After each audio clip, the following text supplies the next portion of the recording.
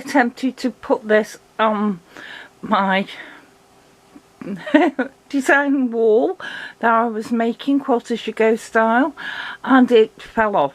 Lurch is not too brilliant at DIY, so I've hung it up here, and this is how it is at the moment. Those half square triangles, they are made into blocks across the top and the bottom, and it's now 6 foot long. It needs sides doing to it, so I've got to think and decide what I'm going to do for sides. Hello, this is Liz. Welcome to my little urban homestead and welcome to Fabric Friday. The sides of the attic window quilt, I've decided I'm going to do flying geese up the side of them. So I worked it all out, but as I told you before, not too good on maths, so they're working out a bit bigger than I had hoped. But seeing as there's no other blocks but these, they'll fit together nicely.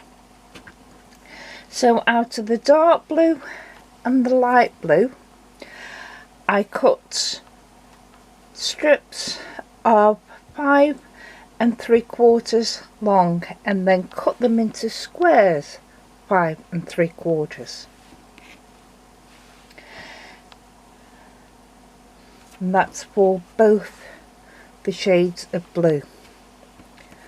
For the white, I cut strips of 3 and the mark just after the quarter, which I think that's 3/8, and then I cut them into squares of 3 3/8,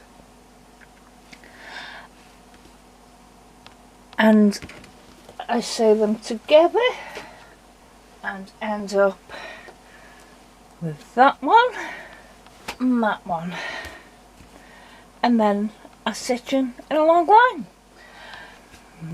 But now I'll show you how I do 4 at one time. On these white squares, because the light is not too brilliant on the simplicity which I'm using for all of this,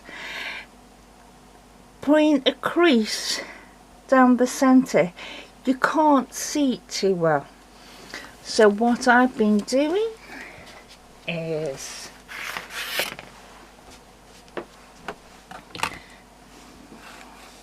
on all the white squares,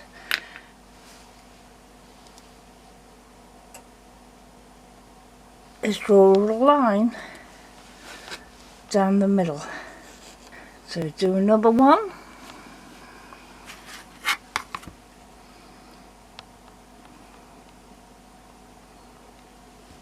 and it's best, rather than going from the top, go from the middle out and middle up. That helps stop your fabric from wanting to bunch up, because these are on the bias. What I do then is we get a square, we lay the line facing one corner and that line facing the other corner, so they overlap in the middle, and sew 1/4 inch away from your line on both sides. And I'll do that now and come back to you. Now we have them sewn on both. I'll use the darker blue as an example because it'll show up better. We drew the line down and then sewed 1/4 inch away on both sides. So now you've got this. So all you do is get your ruler on your drawn line and cut it.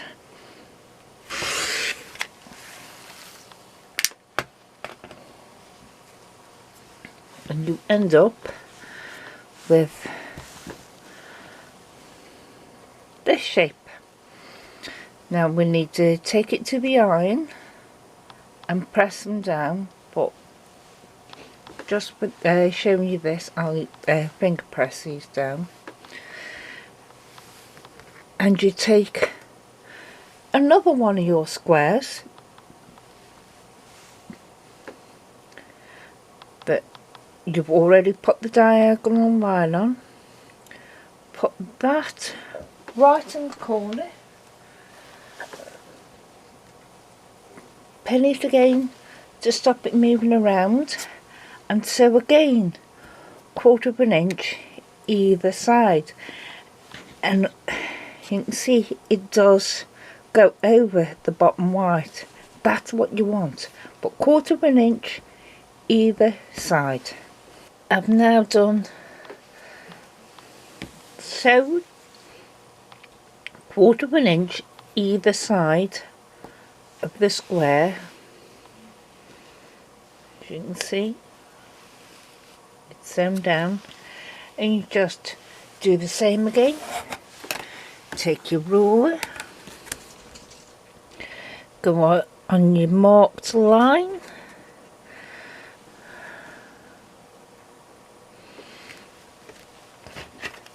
rotary cutter, and cut. And that hasn't come all the way out, never mind.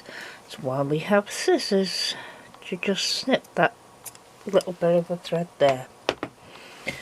And as you can see, we've got these two odd looking shapes, but when you turn back that, I'll just finger press it down, you have your flying geese with a nice point, so you'll be able to do 1/4 inch seam allowance, and you'll still have a little bit of white showing. So about 1/4 inch of the white showing, so it separates them lovely this way. Obviously, go round, once you press them, go round and trim them up. Take off all these little dog ends. It's extra bulk that you don't want in the quilt, especially if you're quilting it yourself. These are what they end up looking like. I've sewn two together there because I've decided to do them in a strip. One light blue followed by one dark blue, and so on and so forth. I didn't bring that one down, did I? But you can choose whether to have, say you wanted alternate colours again, but going in different directions, and make a block out of it.